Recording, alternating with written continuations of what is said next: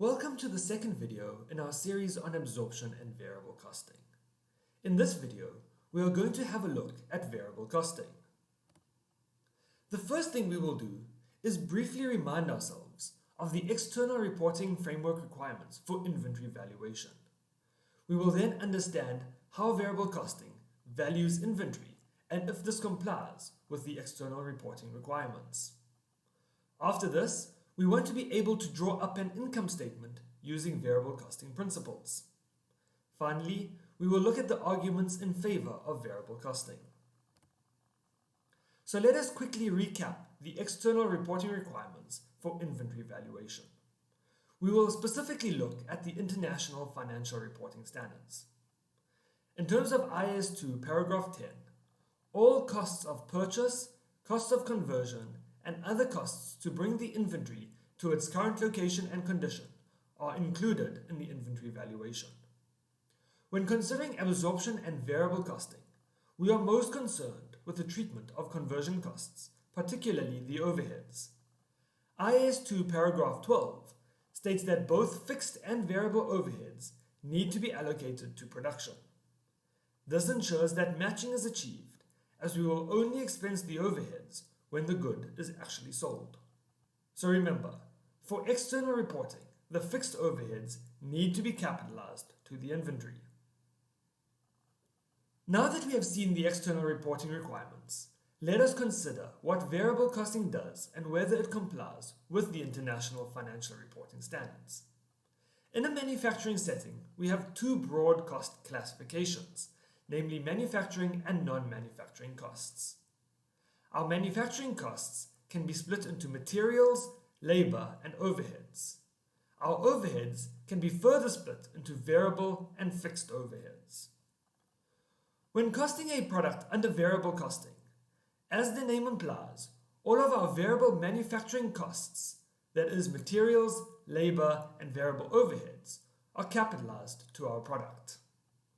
Once the product is complete, the cost gets transferred to finished goods, and once sold, the cost is transferred to profit or loss.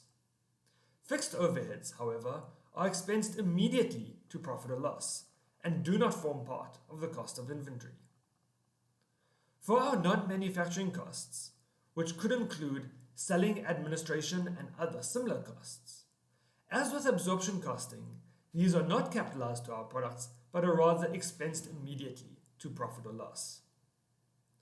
Based on this, because our fixed manufacturing overheads are expensed rather than capitalized, variable costing does not comply with external reporting requirements, such as International Financial Reporting Standards. In a few slides' time, we will look at why variable costing is still popular despite this non-compliance with external reporting requirements. In summary, our cost breakdown would look as follows. Note that we only capitalize our direct materials, direct labor, and variable overheads. Our fixed overheads are expensed to profit and loss immediately and do not form part of the inventory valuation.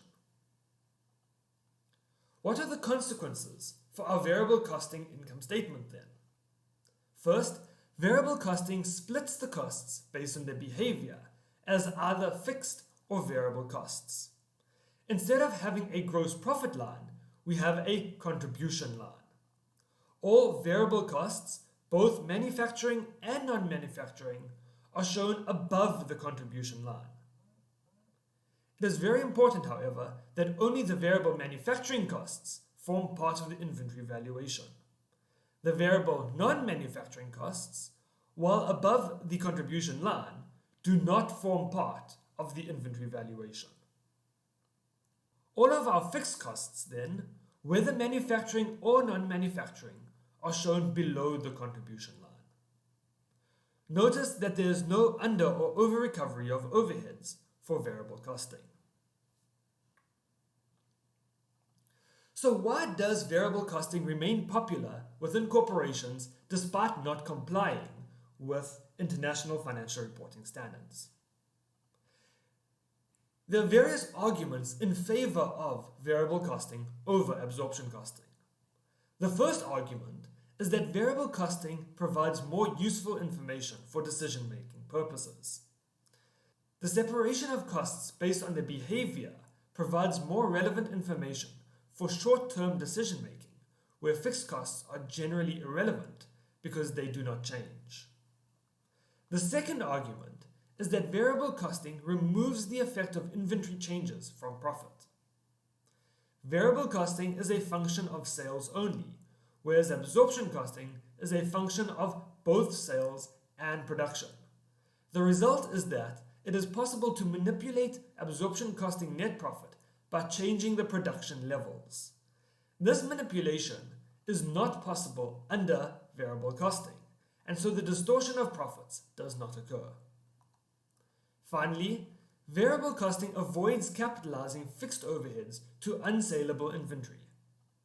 Because the fixed overheads are expensed immediately, they are not capitalized to inventory under variable costing. As a result, if sales demand decreases and the company ends up with surplus inventory that it cannot sell, absorption costing will constantly be deferring this write-down and overvaluing inventory until eventually the company decides to write down its inventory.